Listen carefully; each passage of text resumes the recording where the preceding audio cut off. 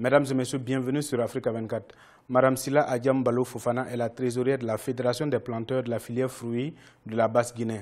Productrice d'ananas, elle est aussi fondatrice d'une ferme-école.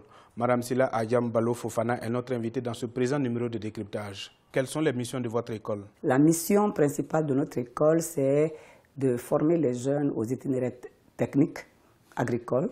Deuxièmement, permettre aux jeunes de pouvoir acquérir des innovations, parce que nous sommes rendus compte que les centres de recherche, ils développent des innovations, mais pour atteindre le milieu paysan, notre école a pour mission de vulgariser les nouvelles technologies. Vous disiez tantôt vouloir changer la perception qu'ont des jeunes Guinéens de l'agriculture. Dites-nous comment. Notre vision, c'est de pouvoir justement faire vivre les agriculteurs de leur travail, c'est-à-dire rendre attrayant le métier de l'agriculteur.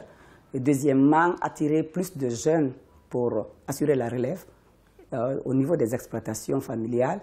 Deuxièmement, permettre aux jeunes d'avoir des revenus au sein justement de leur communauté. Troisièmement, de participer au développement du pays. Dans ce cas, pour la promotion des jeunes, il y a des jeunes qui sont scolarisés et ils n'ont pas la possibilité de trouver de l'emploi. Alors, ils sont auprès de leur famille, ils font de l'agriculture, mais ils ne connaissent pas les itinéraires techniques. Parce qu'à l'école les aide à connaître les itinéraires techniques, ça peut leur servir et aider leurs parents. Deuxièmement, il y a certains qui sont déscolarisés, ils sont désœuvrés, c'est eux qui sont beaucoup plus enclins à aller dans les villes pour chercher justement du mieux-être. Et ceci, nous leur donnons la possibilité d'apprendre un métier.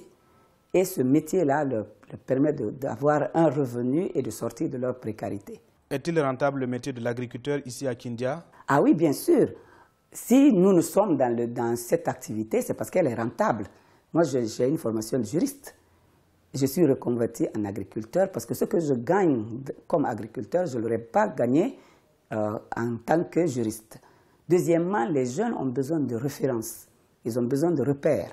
Nos jeunes n'ont pas de perspective parce que tous les agriculteurs se plaignent. Parce que nous, ce que nous avons trouvé comme solution, c'est de leur montrer que le métier de l'agriculteur est rentable.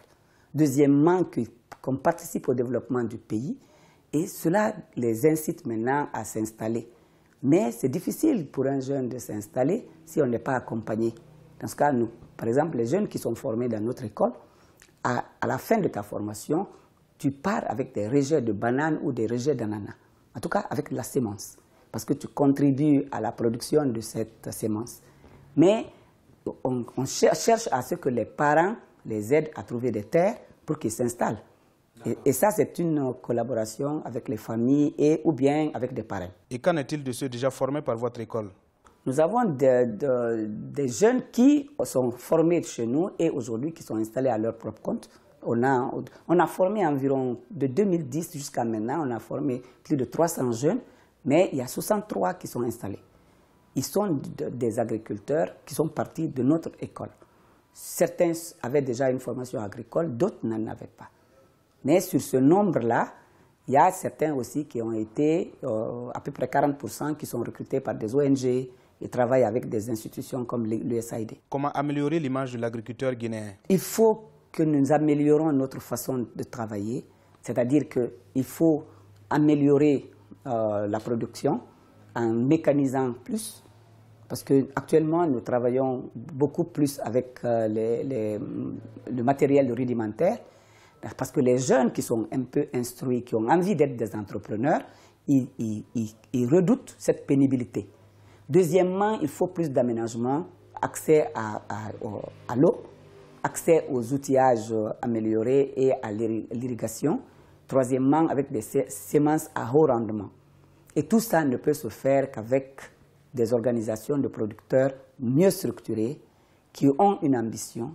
Parce que c'est à travers les organisations que les jeunes peuvent aussi s'insérer.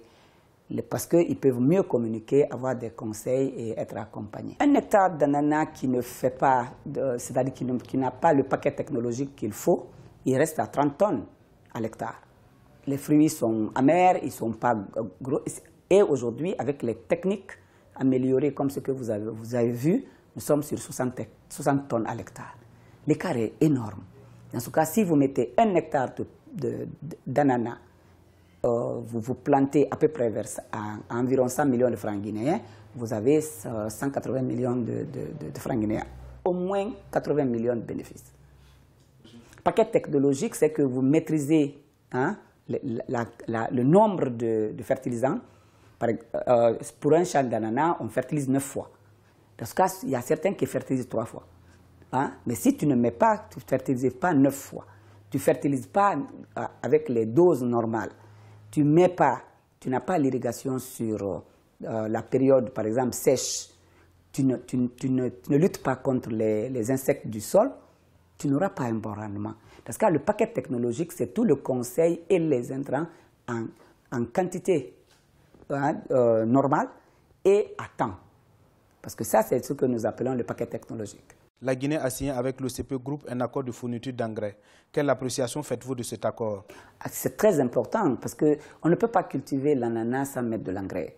C'est-à-dire que si tu n'es pas en bio, tu ne peux pas faire, si tu veux augmenter tes rendements, tu veux avoir de meilleurs fruits, il faut appliquer de l'engrais.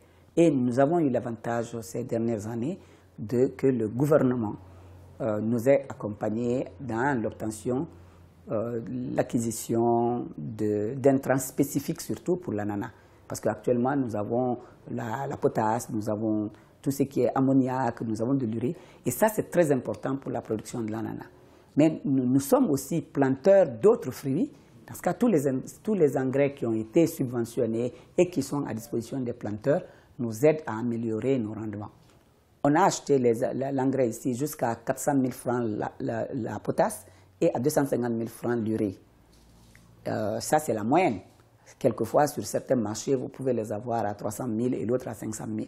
Pourquoi? Parce qu'il y a les commerçants, il y a les spéculateurs. Dans ce cas, l'engrais n'était pas disponible et il n'était pas à proximité du producteur. Aujourd'hui, nous achetons tous les engrais à 135 000 francs dans les magasins de l'État. Et il y a certains magasins des sous-préfectures qui ont, c'est-à-dire où les engrais sont disponibles, dans ce cas, il est plus proche du producteur.